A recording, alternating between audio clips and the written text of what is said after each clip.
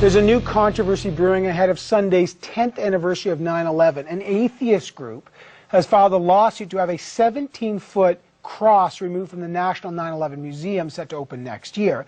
Now, this cross is made of two intersecting steel beams that were found in the rubble and became a symbol of hope in the aftermath of the attacks. But here's the question: does a Christian symbol have a place in a public 9/11 museum? We put this to our panel called Higher Power. Joining me in New York, the president of the American Atheist Society, David Silverman.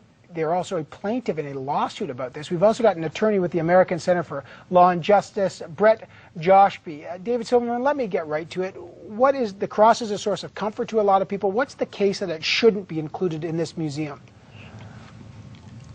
Well, this is a case of equality. This is a Christian monument that was installed with public money on public land by a priest on consecrated ground, and they're not allowing anyone else to have their own memorials. Now, on 9/11, about 16% of the people, statistically speaking, were atheists, and we're demanding that the Constitution be upheld, that the state of New York obey the law, and that the atheists be treated equally to the Christians. That's all. Brett, our position is that this is an establishment clause issue. And in no way, I mean, just as a matter of legal precedent, there's nothing unconstitutional about this cross. This was a cross that was found in the rubble. Okay, it's part of the history of 9/11. And to place a cross in a museum that is state-funded, there's absolutely nothing unconstitutional about that. The Supreme Court has upheld that the government has a right to its own speech. It does not have to afford every single viewpoint, its own symbol, its own memorial. So as a legal matter, there is simply nothing unconstitutional about this cross. Oh, I totally disagree. The Constitution demands that everybody has an equal right in this country. The New York state law and the government and the 14th Amendment guarantee equal protection under the law. That means that the 16% of New Yorkers who are non-theistic get equal representation. You don't get to break the law just because you want to. I understand that there are people who might find this offensive, and they are obviously entitled to that opinion. But as a legal matter, their recourse is to turn away, to not visit the museum if that's their choice. And I mean, Christians can turn away from the Muslim thing. They can turn away from the atheists. They can turn away from everything.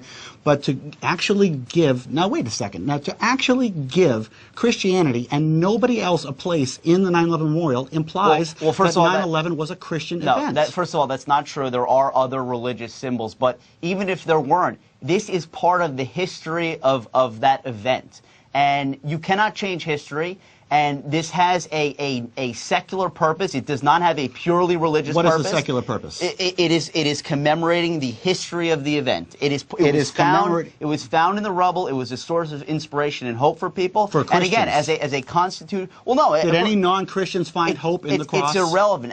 It's completely how irrelevant. Certain people interpret it as a legal matter is not relevant. You said it had a secular purpose. It does. It is part of the history of the event. Tell me about the non-Christians who think that the cross is significant. It's part of the history of the event. They took this I-beam, they picked it from many I-beams, they adjusted it, they trimmed it, they carved Jesus on it, they put it in front of a church for 10 years.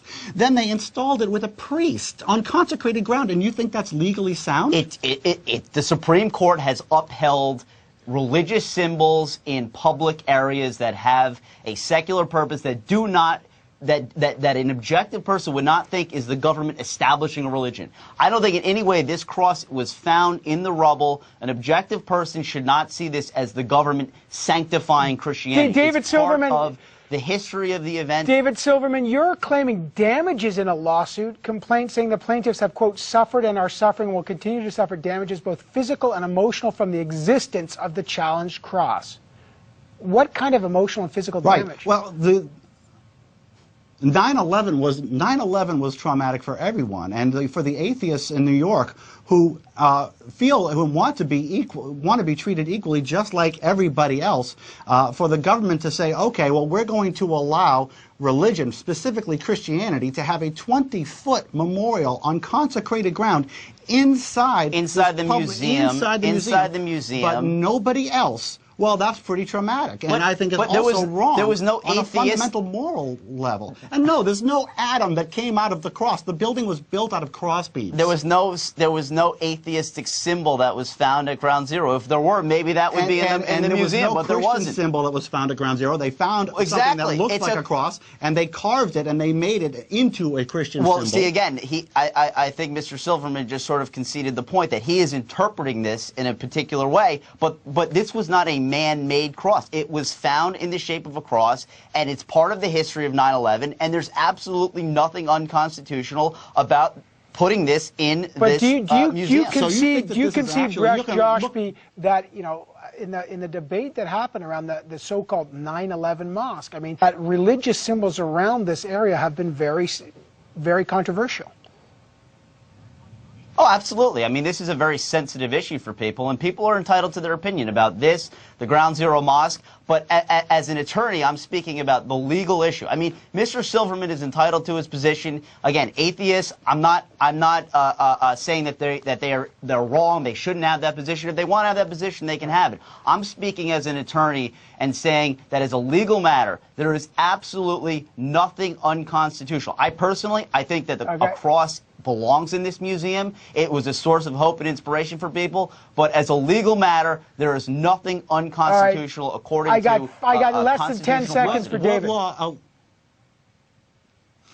The Reason Rally will be the Reason Rally will be the largest atheist event in world history. ReasonRally.org. And by the way, the cross is always Christian, always will be, and we deserve equal rights. All right. The president of the American Atheists, David Silverman, and Brett Joshby of the American Center for Law and Justice. You see the passions around 9/11 still very much alive. Thank you so much, guys. Coming up on